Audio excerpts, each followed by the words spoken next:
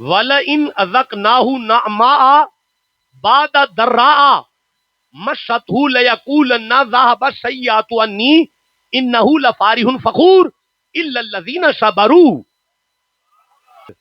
وَلَئِنْ أَذَقْنَاهُ جب میں اللہ کسی انسان پر کرم کروں،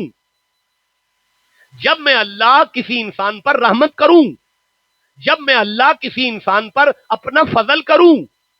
اور اس کی مصیبتوں پریشانیوں کو حل کروں، اس کا ساتھ سوکھا کر دوں، بعد ضراء بڑی ٹینشنوں کے بعد، مست جو اسے پہنچی ہوں،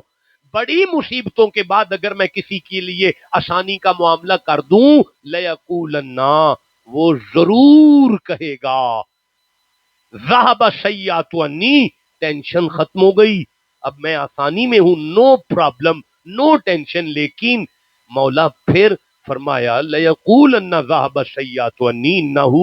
لفارح فخور، جب وہ سوکھا ہو جائے گا پھر تکبر میں آئے گا، پھر آکڑ میں آئے گا، پھر اوقات کو بھول جائے گا، پھر اس کی گردن میں سریا آ جائے گا۔ مولا پھر فرمایا الا الذین صبروا، لیکن صبر والا وہ ہوتا ہے میں اسے جتنی شان عطا کروں وہ اتنا جھکتا چلا جاتا ہے۔